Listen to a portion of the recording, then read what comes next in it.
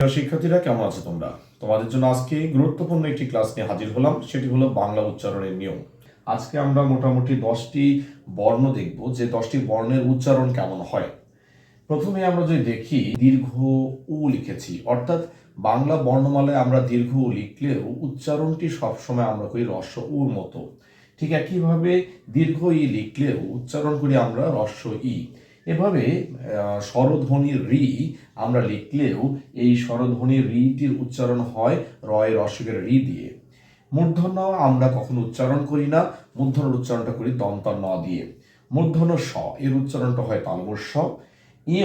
এর উচ্চারণটা হয় অয়ের চন্দ্রবিন্দু, কখনো ন, কখনো গ অথবা গ এর মতো এরকম উচ্চারণ হয়। আর চন্দ্রবিন্দু যার উপরে থাকে সেটির নাসিক্য উচ্চারণ হয়, অর্থাৎ সেই ধ্বনি উচ্চারণের সময় একই সাথে মুখ ও নাক দিয়ে বাতাস বের করে উচ্চারণ করতে হয়। বিসর্গ যার ভেতর থাকে, যদি শব্দের ভেতরে যদি বিসর্গ থাকে, যে বর্ণটির পরে বা সাথে বিসর্গ থাকবে সেই বর্ণটির উচ্চারণ দুইবার করতে হয়। আর যদি বিসর্গ শেষে থাকে তাহলে উচ্চারণ করতে হয় হয়ের মতো। খণ্ডত্ব আসলে মূলত তয়ের নিচে হসন্তযুক্ত তয়ের একটি রূপ। এই খণ্ডত্বর উচ্চারণটা আমাদের করতে হয় তয়ের মতো, অর্থাৎ তয়ে হসন্ত, এবং অন্তস্থ জয়ের উচ্চারণটা হয় বর্গীয় জ। তাহলে আমরা এই বিষয়গুলো উচ্চারণগুলো হয় আমরা একটু বাস্তবিকভাবে দেখে আসি। প্রথমে যদি আমরা দেখি, দীর্ঘ উ আমরা লিখেছি।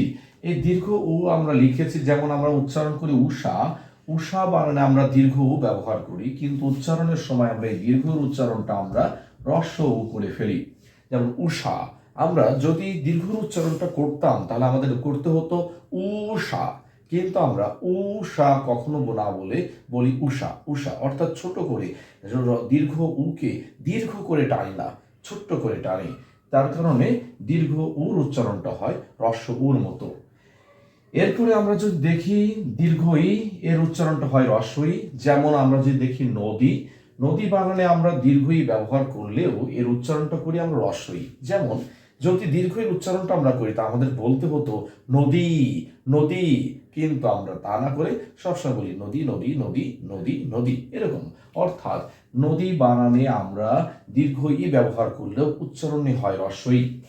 এরপরে আমরা বাংলা স্বরবর্ণের মধ্যে একটি বর্ণ রয়েছে যেটি রি।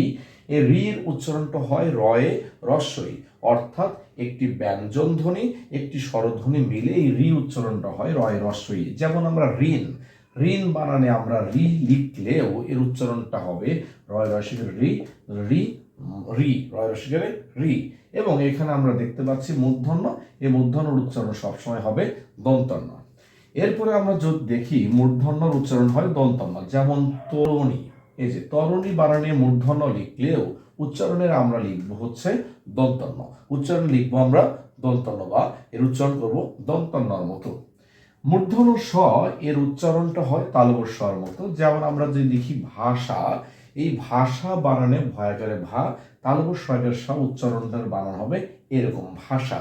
তাহলে মূর্ধন্য স আমরা লিখলেও উচ্চারণ করি আমরা তালবস্য।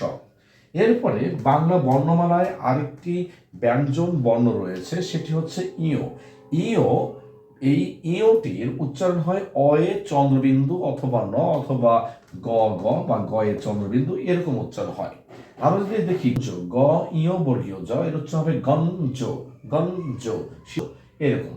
আবার যদি দেখি মিয়া, মিয়া বানানে আমরা অয়ে চন্দ্রবিন্দুর মতো আসে মি আ, মি আ। তাহলে আমরা গঞ্জ বানানো যদি একটু ফলো করি দেখি, তাহলে দেখতে পাবো যে ইয়র উচ্চারণটা হয়ে যাচ্ছে দন্তন্য। আবার মিয়া বানানে আমরা ইয়র উচ্চারণ দেখছি হলো অয়ে চন্দ্রবিন্দু, অয়ে চন্দ্রবিন্দু, মিয়া মিয়া এরকম। এরপরে আমরা যদি দেখি চন্দ্রবিন্দু, চন্দ্রবিন্দুর উচ্চারণ নাসিক্য, অর্থাৎ যে বর্ণের উপর থাকবে সেই বর্ণটির উচ্চারণটা করার সময় মুখ নাক উভয় দিক দিয়ে বের হবে। আমরা যদি বলি চাঁদ, তাহলে একটা দেশের নাম বোঝাবে, কিন্তু যদি পৃথিবীর কৃতিক একমাত্র উপগ্রহ যদি বলি যে চাঁদ, তাহলে তার উচ্চারণ হবে চাঁদ। একটা হলো চাঁদ আর একটা হলো চাঁদ, বিষয়টা হলো এরকম।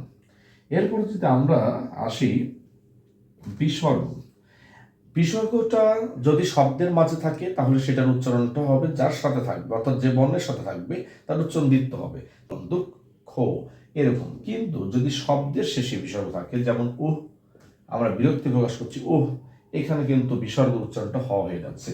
তাহলে বিসর্গটা হলো যে শব্দের মাঝে থাকলে দীর্ঘ উচ্চারণ হবে, যার সাথে থাকবে, আর যদি শব্দের মাঝে না থাকে শেষে থাকে তাহলে বিসর্গের উচ্চারণটা হবে হ এর মতো।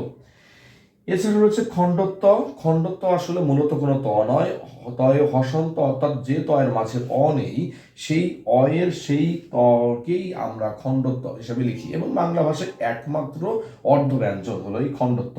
এবং এই খণ্ডত্ব এর উচ্চারণ হবে ত, যেমন শরৎ, শরৎ, শরৎ খণ্ডত্ব বানান লিখলে উচ্চারণ লিখবো শরৎ, তয়ে হসন্ত, এরকম। এরপর যদি আমরা দেখি জয়ের উচ্চারণ হবে বর্গীয় জ, যেমন যদি। আমরা যদিতে বর্গীয় যন্তস্থ জ লিখলেও উচ্চারণ লিখবো আমরা বর্গীয় জ। এছাড়াও আরো কিছু বর্ণ রয়েছে। যদি আমরা বলি যে অনস্বর উচ্চারণ, অনস্বর, অনস্বর উচ্চারণটা এবং এর উচ্চারণটা উভয়ের হচ্ছে অং হয়, অং। এই দুটোর উচ্চারণটা আমরা অনেক সময় যদি বলি অং উচ্চারণ হবে।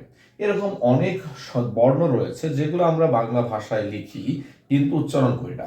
আমাদের মাথায় রাখতে হবে মৌলিক স্বরধ্বনি 7টি এবং মৌলিক ব্যঞ্জন ধ্বনি 30টি, অর্থাৎ মোট মৌলিক ধ্বনি রয়েছে 37টি। তার মানে লেখার ক্ষেত্রে বাংলা বর্ণমালা 50টি হলেও উচ্চারণের ক্ষেত্রে আমরা উচ্চারণ করি 37টি। এবং এই বিষয়ে আমরা খুব দ্রুতই একটি ভিডিও নিয়ে হাজির হব। আজকে যেটু আমরা আলোচনা করলাম আশা করি তোমরা বুঝতে পেরেছো। ধন্যবাদ সকলকে।